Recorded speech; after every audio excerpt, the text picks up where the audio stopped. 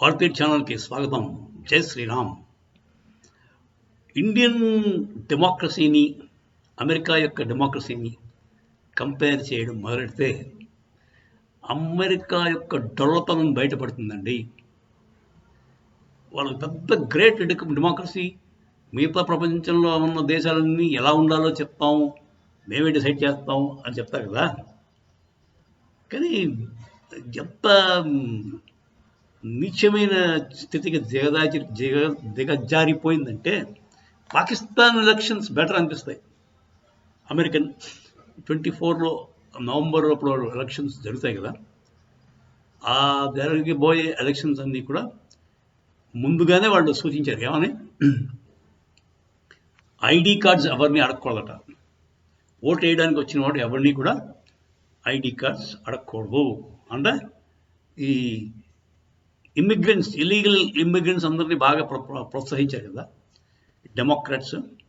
వాళ్ళందరూ గొంపగుత్తుగా వచ్చి వాడికి ఓటేస్తారు. సో ఆ విధంగా it is out and out rigging అండి. అంటే వాడు ఎవడో తెలియదు, వచ్చేస్తాడు, ఓటు వేస్తాడు, వెళ్ళిపోతాడు. వాడికి ఒక కాగితం ఇచ్చేస్తాడు, వాడు గుద్దేస్తాడు, వెళ్ళిపోతాడు. వాడు సిటిజనా, మెక్సికో నుంచి వచ్చాడా, లేకపోతే ఏ లిబియా లేకపోతే పాలెస్టైన్ నుంచి వచ్చాడా తెలియదు. అడగడం కూడా తప్పు. ఇదండి అక్కడ ఎలక్షన్ తాలూకు ప్రాసెస్. ఇంకోటి, లాస్ట్ టైం మీకు తెలుసు లేదో పోస్టల్ బ్యాలెట్ కౌంటింగ్ చేసి మానేశారు.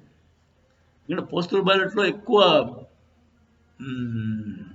ట్రంప్కి ఫేవరబుల్ వస్తుందని చెప్పి లాస్ట్ అంటే 2020 ఎలక్షన్స్ అప్పుడు కూడా భయంకరమైన రిగ్గింగ్ జరిగింది ట్రంప్ను ఓడించడానికి.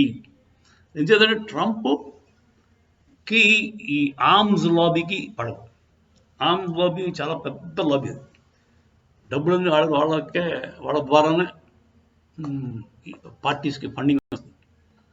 జో బైడెన్ ఆ ఆర్మ్స్ లాబీకి చాలా ఫేవరబుల్. ఎందుకంటే వాడి వల్ల 2 యుద్ధాలు వచ్చాయి.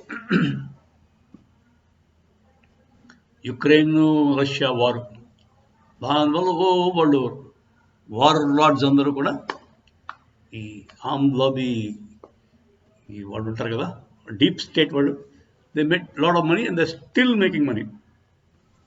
ఇప్పుడు ట్రంప్ ఓపెన్గా చెప్తున్నాడు, నేను వస్తే రష్యా వారిని 6 గంటలు ఆపేస్తాను. మరి వాడిని ఎందుకు రాణిస్తారు?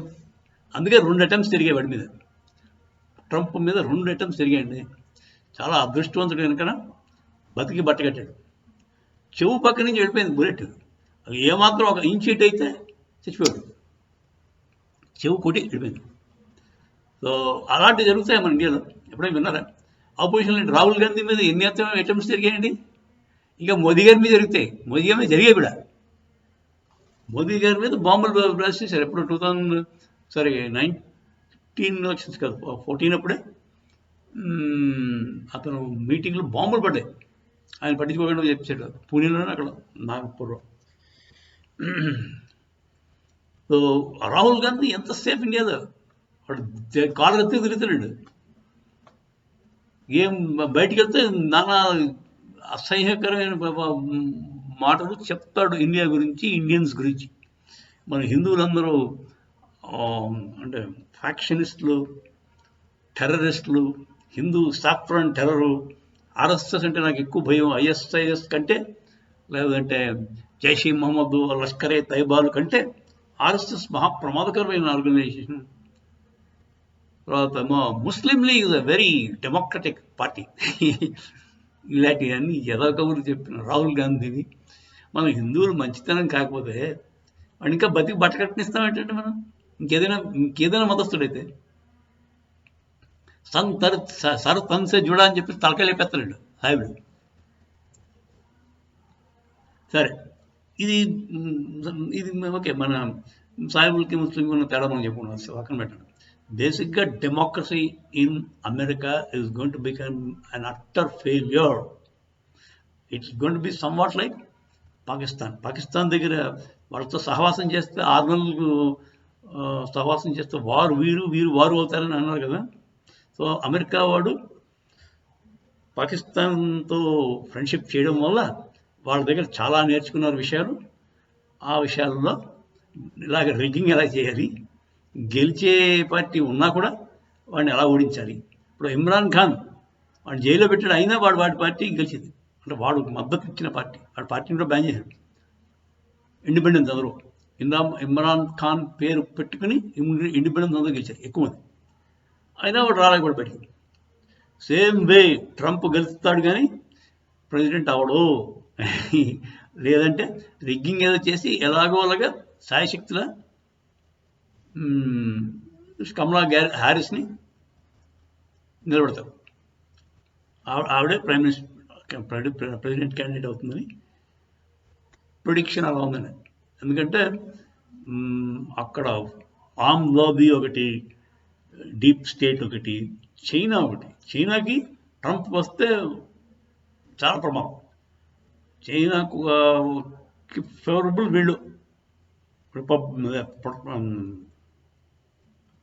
డెమోక్రాట్స్ ప్రో చైనా, లెఫ్టిస్ట్ కదా. సో చైనా వాళ్ళకి కమలా హారిస్ రావడం చాలా ఇష్టం. అంతేత చైనా ఎంతైనా డబ్బులు ఖర్చు పెడుతుంది, వాళ్ళకున్న శక్తులన్నీ కూడా వాడి కమలా హ్యారిస్ని గెలిపిస్తుంది. ట్రంప్ గారిని ఓడిస్తారు వీళ్ళందరూ కలిసి. ట్రంప్ యాక్చువల్గా పీపుల్లో ట్రంప్కి పాపులారిటీ ఉంది, కాకపోతే గెలవడు. అదండి విషయం. అదే మనం ఇండియాలో చూడండి, మోదీ గారికి అంతంగా పాపులారిటీ ఉంది, కానీ ఈ డీప్ స్టేట్ వాళ్ళ దొంగ ప్రచారాలు, సోషల్ మీడియా ఇన్ఫ్లుయెన్సర్స్ వాళ్ళ వల్ల 400 రావాల్సినవి 230 తాగిపోయి. ఇదే ప్రాక్టీస్ మన వాడు చేసి ఉంటే, మోదీ గారు కూడా పవర్లో ఉన్నాం కదా నన్ను ఎవడు అడుగుతాడని చెప్పేసి రిగ్గింగ్ మొదలెట్టుంటే 400 పార్ ఈజీ అయిపోయేది. సో అదండి తేడా, మీకు అర్థమవుతున్నట్టుంది. ఇండియన్ డెమోక్రసీలో ఫెయిర్నెస్, అమెరికా వనరులో ఉన్న డొల్లతనం. It's a banana republic America. So దాని రిపర్కషన్స్ ఎలా ఉంటాయో తెలుసా అండి. ఇప్పుడు ప్రతిసారి ఏ దేశంలోనైనా ఎలక్షన్స్ రిగ్గింగ్ చేసి అంటే గెలవలసిన వాడు గెలవకుండా ఓడిపోయేవాడిని గెలిపిస్తే ఏం జరుగుతాయంటే సివిల్ వార్ లైక్ సిచ్యువేషన్ వస్తాయి. సో అమెరికాకి ఆ సరదా కూడా తిరిగిపోద్ది. There is likely to be అంటే రిగ్గిడ్ ఎలక్షన్ గ్యారంటీ. దానివల్ల కమలా హ్యారిస్ గెలవచ్చు. గెలిచినప్పుడు సివిల్ వార్ లైక్ సిచ్యువేషన్ రావడానికి అవకాశం ఎంతైనా ఉంది. అదండి.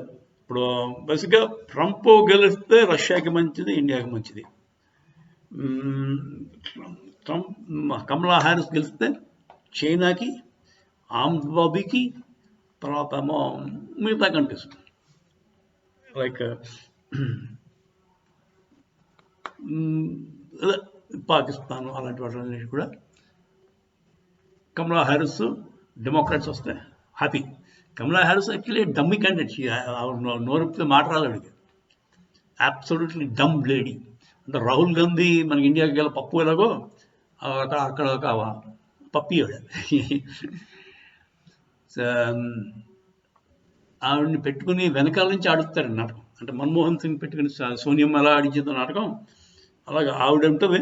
ఇప్పుడు జో బైడెన్ వెనకాల ఉండి చేస్తారు. జో బైడెన్ కూడా పాపం ఎంత ముసలాడు అయిపోయింటే ఆడికి ఏమంటున్నాడు, ఆడికి ఇది క్షణంలో చెప్పింది మళ్ళీ నెక్స్ట్ మినిట్ మర్చిపోతాడు. అలాంటి వాడిని పెట్టుకుని ఆట ఆడించేస్తాను. So same way Kamala Harris కూడా సూటబుల్ క్యాండిడేట్ అడిగి. She is absolutely dumb. So అమెరికాతో పరిస్థితి, మన వాళ్ళందరూ పాపం అక్కడికి వెళ్ళి అక్కడ బాగుంటుందని ఉంటున్నారు. Very soon we may have to rethink about